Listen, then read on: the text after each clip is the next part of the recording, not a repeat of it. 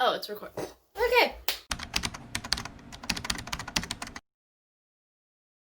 Hi everyone, welcome to another video. In today's video, I am bringing you, as you can tell in the title down below, it will be one of my new series here on YouTube. Let's talk about that, which in today's episode I'll be talking about Copics. So I decided to start this new series just because all my art projects that I have currently going on right now are in a work in progress. I feel like I need to do a lot more painting stuff, so I'm currently working on one. Here's a sneak peek of one. You might have also seen it on my YouTube, or not my YouTube, of course this is YouTube. You must have probably also seen it on my vlogs. I've been kind of posting about it here and there, so I am currently working on that. There's still a lot to be done, so I'm just gonna leave that in the background. And as you can tell, yes, I did move, and if you don't watch my vlogs, I kind of update you guys on there too. It's still a work in progress. I still need to paint the walls and everything, so there's still a lot that needs to be done with my art studio, but it's getting there slowly but surely. But in today's video, I thought I'd kind of talk about Copic markers, because why not? Like, Copic markers are the marker everybody chooses. I thought I'd give kind of like a history, like background history on Copics. I did go to their website and get their information, like the About Me side, how Copic was created, how the company too was created. So I'm excited. I hope you guys are excited. But let's start with the history of Copic markers. So at my computer here, I will be looking down at. So in 1969, Copic's first marker was not called Copic. Their first product was a speed dry marker, which were made in Japan. So that is actually one of the most interesting things ever, that it was not called Copics, but speed dry markers. It's very interesting. Their name brand was Izumaya? I can't pronounce it. It's very interesting how they ended up calling it, but their brand was not too, or I think they had like another name brand for it. And then in 1969, the Japan company joined Magic Marker Productions, which is here in the United States, which then they started the speed dry markers. So they had a little bit of production in Japan, but they didn't have it all the way, so they ended up coming here to the United States and working with one of our companies down here. In 1987, the first Copic marker was introduced in Japan. It was known as the Classic. First launch had about 71 colors in their set, and artists used these for what they called a photocopy safe marker. So they wouldn't even call it art, they would just call it a photocopy safe marker, which is very interesting. And like, looking back at the terms that they used for it is much different than the terms that you would use here, because for us we'd say illustration. For them, they say photocopy safe marker. In 1989, 71 more colors were added to their set. Most of those colors were more of a neutral gray. So there was more neutral grays in that set, which were used for figure drawing and architectural designs. Not many people would just use it for art, like drawing. And then in 1991, another 71 more markers were added, which these markers were mainly for environmental and fashion type of art. So now they've started to add more colors to their set, but for people who used it for environmental photos or for more fashionable reasons. And in 1992, they changed their brand name from Izumaya, I will put it on screen because I don't know how to say it, to Two, which says it right here, to Two. And that includes both in Japan and in the United States, that their names changed to Two Marker Production. As well, they released this paint that you actually use for highlights. Unlike what we have now currently with markers, we can use markers or even painting. We use the white highlight, but for their set, if you ended up using markers, you would use paints in order to do the highlights. You know, like I said, a lot of artists use these markers. I mean, I do. You've seen them in most of my illustrations with markers. Before, I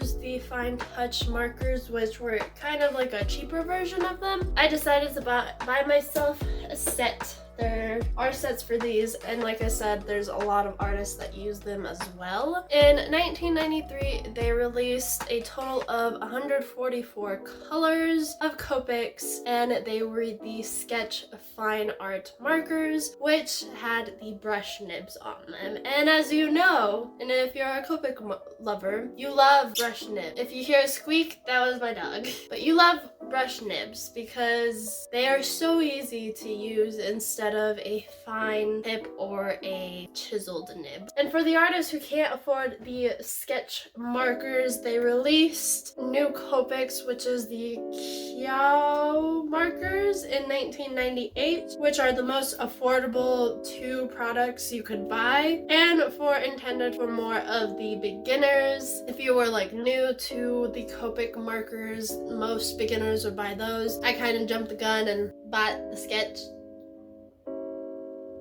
And then between 1999 and 2012, 144 new Copic sketch line markers were added to the extending markers, and that gives you a lot of more colors to choose from. Most were gray blues, some lighter colors and more darker colors, and some because they wanted to add more colors to meet the United States market. Because if you are an artist, you want to have different hues of colors in order for your work. If you have a medium blue that you're using, you want a darker blue and a lighter blue in order to blend it together so it looks more natural. So they decided to fit our standards in the United States and give us more markers. All the markers we can have. And in 2013, they created an app where you manage your collections of markers and supplies that you have from which I actually downloaded because I was very interested to see how it is. Basically, they have all of their marker products in this app, and you click on it and it notifies that, hey, you have this marker, as well as you can pretty much see if you need a refill for it, what other markers you're missing from your account. So it's a very interesting app, and I actually really like it because then I can keep track of what 2 products I want and need and what 2 products I already have. And of course they have many other products like the airbrush system and liners, but this video I'm mainly talking about the Copics, so that might be in a future video. And on top of that, I don't have those, so I can't really talk to you guys about that. Like I said, I have the Copic sketch. This is the A set, and it comes in 72 markers, and I actually really like the set because it's a lot of colors in there, which makes my art look nice. You can of course get them in sets like those or in a set of 12, or if you want you can even get singles as well. I'm gonna open these bad boys up. So as you can tell, these markers have chiseled nib and then they have a brush nib, which is my favorite, and out of all the artists they love the brush nib. And interesting thing about these is there's a line right here. If you can see, there's no line down here, but that kind of indicates that that is the brush nib, and that's on all of them. So even if you take this marker, there's that gray, you get the brush nib, and then the other side is the chiseled nib. So I really like that they ended up doing that. And the best thing about these markers is you can actually change out the nibs of these markers.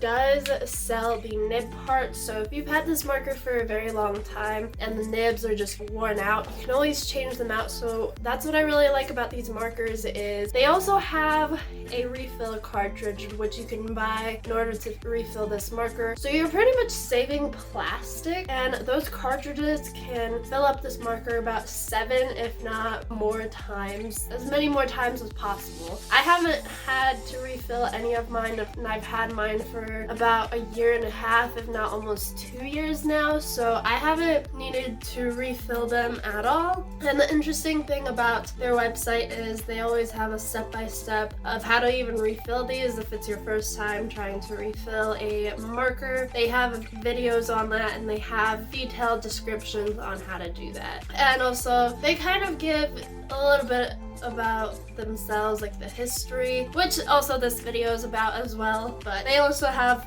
more detailed versions of it. Like, they still have detailed versions of when they came out with their airbrush system too, so all of that is also on their website if you're interested in reading it. So for one Copic marker, it's about $5.25, and for one Copic marker, it's about $5.24 and $4.58 for the refill, which is a total of $10 for one marker and a refill. And yes, it may sound expensive, but that's actually really good because, like I said, you can refill these, and on top of that, you keep this for the rest of your life. Unless it's broken. Unless it snaps in half, then you can get a refill. But, not a refill, but you can get another marker. But it's the fact that you can keep this for the rest of your life if you wanted to. And if you take into consideration, these are the best blendable markers I've ever used in my entire life. So, $10 for this and a refill, that's... Give it to me all of it. Just give it to me. I'll take them all. And yes,